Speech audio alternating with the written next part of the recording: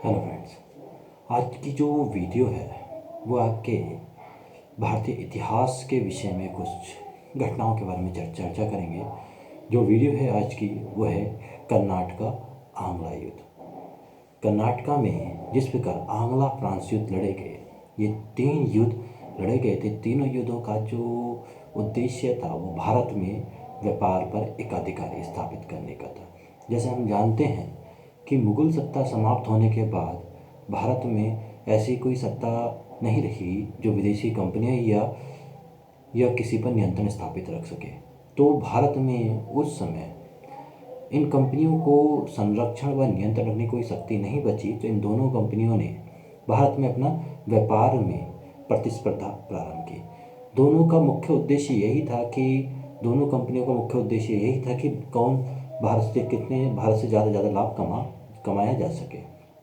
इसीलिए दोनों कंपनियों ने आपसी युद्ध प्रारंभ करा, क्योंकि यह तभी कार्य हो सकता था कि जब एक कंपनी एकाधिकार और दूसरी कंपनी यहाँ से जा सके।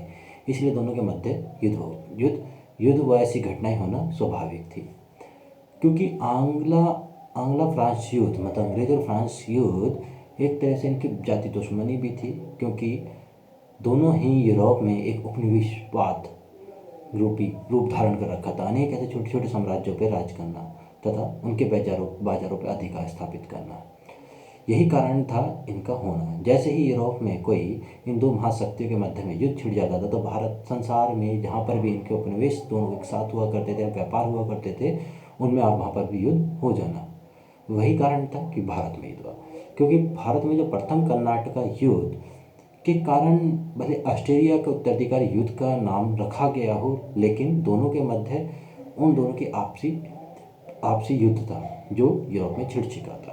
कर्नाटक का प्रथम युद्ध, जैसे हम जानते हैं, ये आपके समथिंग 2 वर्ष चला, जो 1746 से 1748 के मध्य तक यह युद्ध लड़ा गया। प्रथम कर्नाटका युद्ध या प्रथम आंग्ला फ्रांस युद्ध, यह युद्ध ऑस्ट्रेलिया के उत्तराधिकारी युद्ध से प्रारंभ होता है, जो कि 1740 में प्रारंभ हुआ था।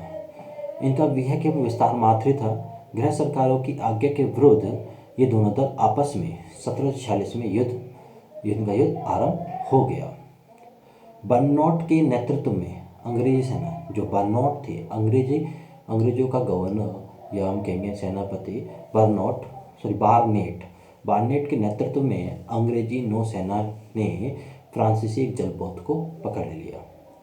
क्योंकि उसी समय हम जानते हैं, पता है कि 1741 में डुप्ले फ्रांसीसी गवर्नर जनरल बन के भारत आया था।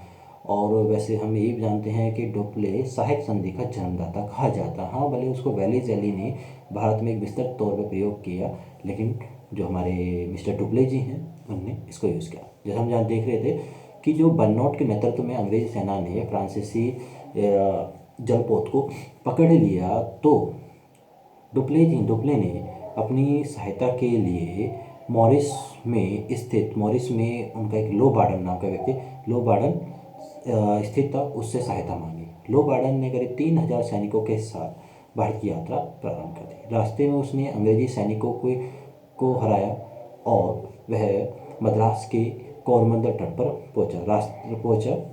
उसने थल और जल स्तर पर फ्रांसीसी शक्तियों को वृद्धि की तथा 21 सितंबर को मद्रास पर उन्होंने नियंत्रण स्थापित कर लिया।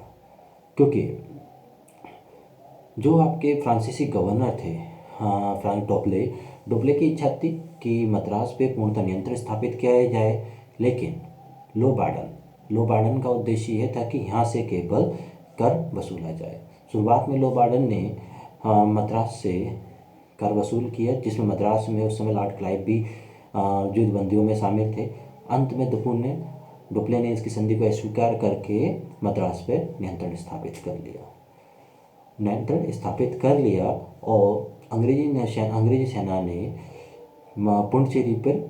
पुडुचेरी को घेरने की एक असफल कोशिश की। उसी समय क्योंकि डुप्ले ने कर्नाटक के जो नवाब था, कर्नाटक के नवाब से कर्नाटक अनवरुद्दीन से इस बात में संधि रखी थी कि वे मद्रास को जीतकर कर्नाटक को वापसी देते हैं, क्योंकि दोनों के मध्य आपसी विवाद हो रहे थे। तो कर्नाटक के नवाब अनवरुद्दीन ने दोनों को युद्ध शांत करने के लिए कहा और अनवरुद्दीन की कुछ महत्वाकांक्षाएं डुप्ले के प्रस्ताव से जागृत हुई और दोनों को युद्ध करने की परमिशन दे दी। जब डुप्ले ने मद्रास को विजय करने के उपरांत अनवरुद्दीन को नहीं दिया तो अनवरुद्दीन इस बात से काफ़ी एप्रेशन हुआ, मतलब कि नाखुश हुआ और उसने फ्रांसीसियों के प्रति युद्ध की घोषणा कर दी। जब युद्ध की घोषणा कर दी तो अनवरुद्दीन ने करीब 10,000 सैनिकों के साथ फ्रांसीसी बेड़ों पर आक्रमण कर दिया। उस समय में अनवरुद्दीन की सेना का महफूज खान नेतृत्व कर रहा था और डुप्ले ने अपनी छोटी सी सेना पैट्राइस के नेतृत्व में, जिसमें 230 फ्रांसीसी और समथिंग 700 के आसपास भारतीय सैनिक थे, जिन्होंने 10,000 कर्नाटक सेना को बुरी तरह से परास्त किया, जिसे सैन टॉम का युद्ध के नाम से जाना जाता है।